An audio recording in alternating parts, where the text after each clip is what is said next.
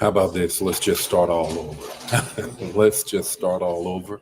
You know what? I want to just begin this whole thing about 911. Call 911. When you're going through some stuff, you always need to call 911. Well, what if you're in a situation where you cannot call, where you cannot get through? Well, that's the story I want to share with you. But before I get into that, let me just kind of greet some people and start all over again. How about that? Good morning, Brenda. How are you on this morning? Good morning, Carolyn. How are you on this morning? Good morning, Gloria. How are you on this morning? You already know what to do.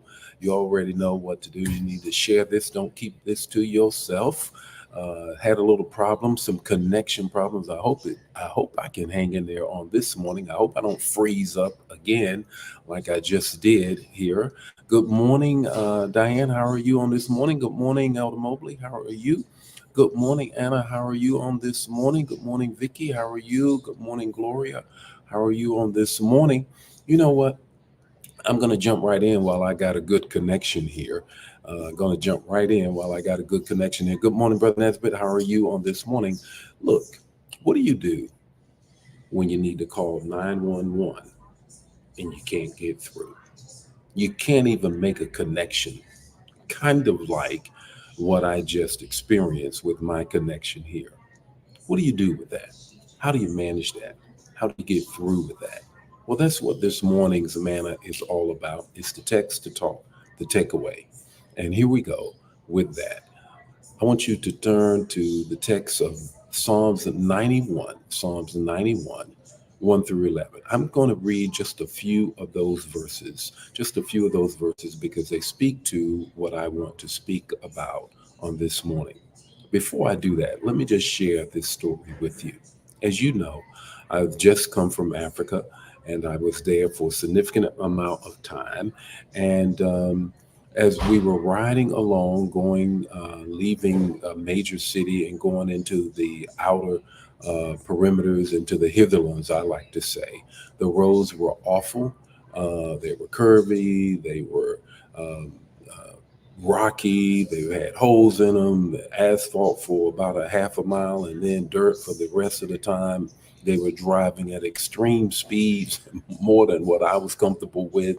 And as I told you, got car sick, felt like being seasick, and I had diarrhea, and I could not call 911. I'm trying to hold it in on both ends. Guess what? There was no 911 to call. What do you do in that situation? Look at Psalms 91, 1 through 11. Let me just read a couple of those verses. Those who live in the shelter of the Most High will find rest in the shadow of the Almighty.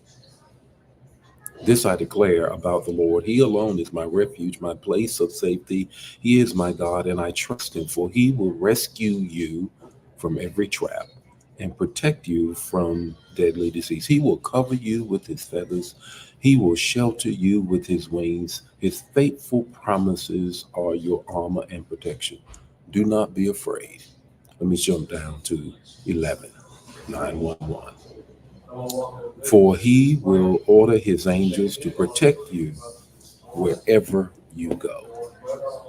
He will protect, he will order his angels to protect you wherever you go. Three things I want you to grab from that text and make application in the takeaway. The first thing is God is always available. I was out there doing missions, trying to do the work of the Lord, but there was no 911 to call in a physical way. God is always available, even in that situation. He's available. The second thing I want you to grab is this: He always keeps it private. You've seen on the news when there have been some big deal or some shooting or something, and they released the 911 call so everybody can hear what was said, what was going on. God always keeps your calls private. He always keeps them private. The third thing is this: He always knows it's you. He always knows it's you. He has the caller ID. He has numbered the hairs on your head.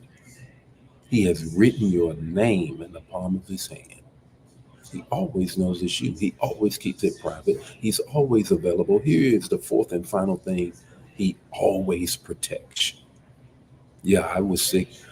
I felt like, oh my God, I'm not going to make it. But guess what? He commanded his angels to turn things around. He always protects. So when you're going through, take this away with you. Have no fear. Call Psalms 91, 1 through 11, and watch God show up. The Lord be with you today. May his face shine upon you and give you peace. If this bless you, bless somebody else. Don't keep it to yourself. I'll see you tomorrow morning with more Morning Manna. God bless you. Bye now.